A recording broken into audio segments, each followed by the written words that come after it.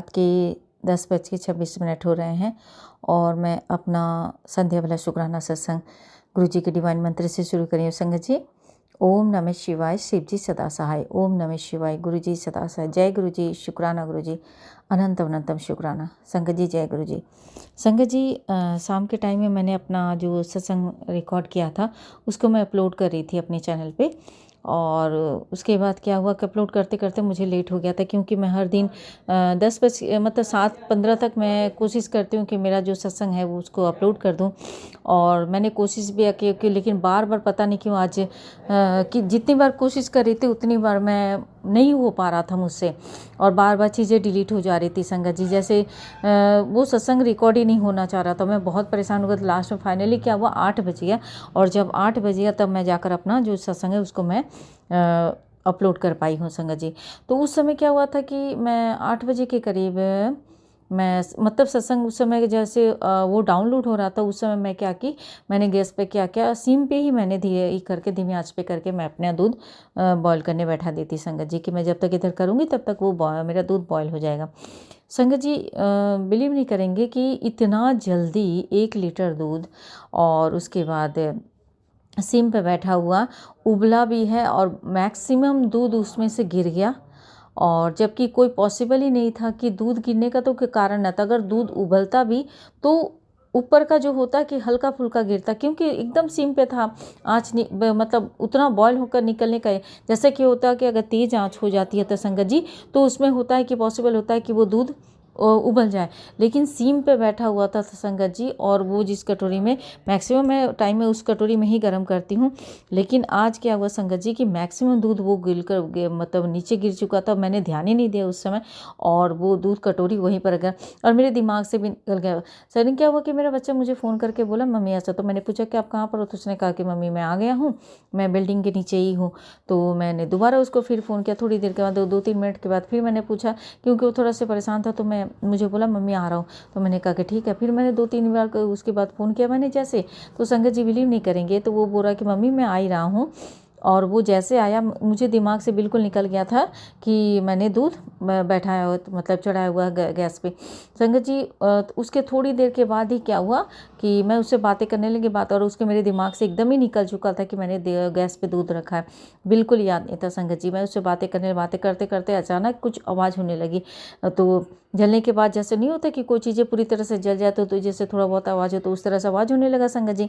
तो मेरा बेटा बोला मम्मी आपने गैस पे कुछ चढ़ाया? सडन मुझे याद आया कि अरे यार, मैं तो गैस पे दूध चढ़ाई थी। मैंने कहा कि हाँ चढ़ाई तो। मैं जैसे जा रही हूँ, मैंने गैस, संगत जी बिलीव नहीं करेंगे, मेरा दूध पूरी तरह से उबल के नीचे गिरा हुआ था, एंड कटोरी मेरा पूरी तरह से जल गया। मैं दूध जो बचा हुआ था एकदम ही जल गया था पूरा एकदम, और उसके बाद स्मेल होने लगा था, लेकिन मुझे कहीं तक कुछ भनक नहीं। और मतलब अगर थोड़ा देर भी होता सपोज़ मान लीजिए संगत जी, अगर मेरा बेटा उसी वक्त नहीं आया हुआ रहता और उसने मुझे अगर नहीं बताया रहता कि मम्मी आपने कुछ गैस पर रखा, तो सचमुच संगत जी मेरे दिमाग से एकदम निकल चुका था, और बहुत बड़ा हादसा होते होते गुरुपा ने मुझे बताया। संगत जी क्या हुआ था कि कल गुरुपा का बहुत सारे मैसेजेस आ रहे थे, इसी से रिलेटेड बहुत सारी मैसेजेस थे कि आने वाले बड़े खतरे से तू अनजान है, पर मैं देख पा रहा हूँ, मेरी बात मान, सत्संग सिर्फ 5-7 मिनट के लिए सुन। तो मैं, और उसके बाद दूसरे तक बहुत बड़ी अनहोनी होने वाली है, मैं तुझे आगाह कर रहा हूँ, अभी सत्संग सुन, सोच क्या रही है, तुझे ही कह रहा हूँ। और उसके बाद था कि संगत जी की बेटी सावधान हो जाए, एक दर्दनाक घटना होने जा रही है, अगर तूने आज इस सत्संग को नज़रअंदाज किया तो मैं तुझे कभी माफ़ नहीं करूँगा। जय गुरु जी, शुक्राना गुरु जी, बहुत बहुत शुक्राना गुरुपा।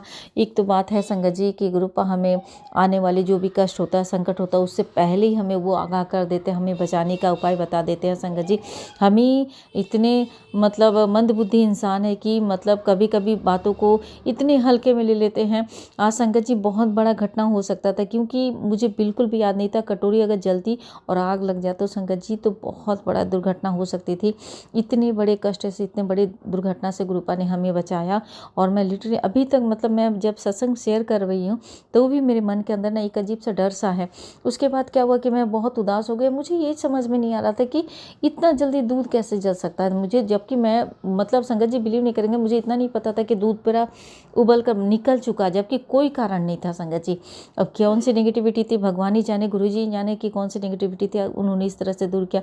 और उसके बाद क्या हुआ कि मैं उदास तो थी, मुझे मालूम सब बार बार मेरे मन में एक ही चीज़ हो रहा कि यह कैसे कैसे हो सकता है ऐसे। अभी जैसे मैंने देखी किचन साफ किया, मैंने खाना खाने के बाद जैसे किचन साफ करने के बाद जैसे मैं गैस चूल्हा साफ कर रही थी संगत जी, सडन मेरा ध्यान जाता है गैस के पीछे दूध गिरने का। मैं बोलती इतना सारा दूध कैसे बह सकता, मतलब मैक्सिमम मुझे लग रहा है आधा दूध तो बह गया था।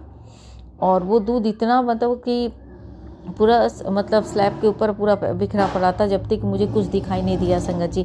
तो ये था। और उसके बाद ये बोलूँगी कि संगत जी कि मैं जो पूजा की थाली है उसको मैं धो धा के आकर मैं जैसे ही रखने लगी, तो मैं ऐसे ही मेरा मन ऐसा लग रहा था, तो मैं गुरु जी का मंत्र जाप करते हुए अपना काम कर रही थी। मैं जितने सारे बर्तन मैंने पूजा के जितने सारे बर्तन थे मैंने धोकर उसको मैं एक इकट्ठा कर रही थी, रख रही थी जगह पे।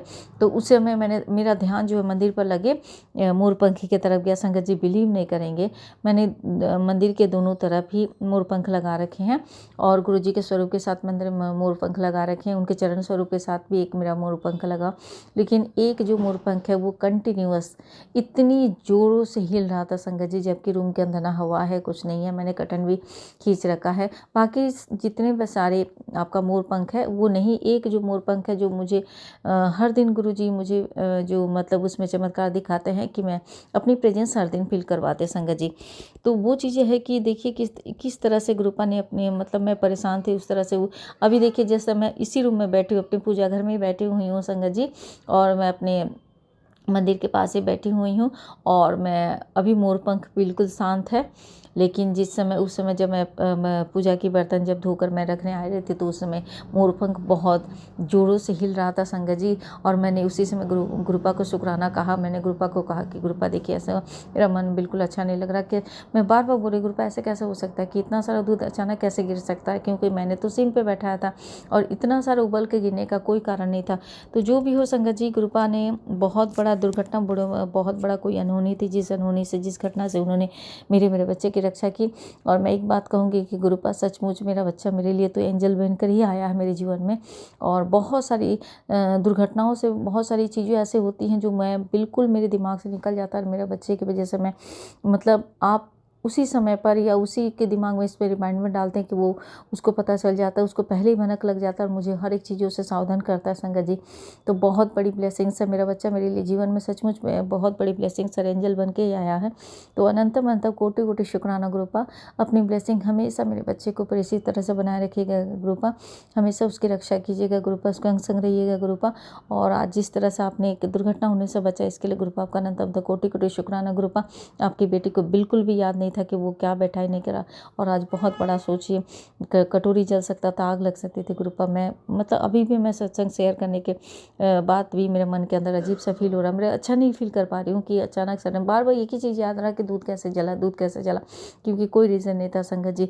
तो जो भी हो, कोई ना कोई नेगेटिविटी थी जो गुरुपा ने इस तरह से काटा। कोई थैंक यू सो मच गुरुपा, लव यू गुरुपा, और बहुत बहुत शुक्राना गुरुपा। ओम नमः शिवाय, शिव जी सदा सहाय, ओम नमः गुरु जी सदा सहाय। बहुत बहुत ध्यान रखिएगा गुरुपा, आप हमारे जीवन का कितना ख्याल रखते हैं गुरुपा, हमारे हर एक चीज़ों से रक्षा करते हैं गुरुपा।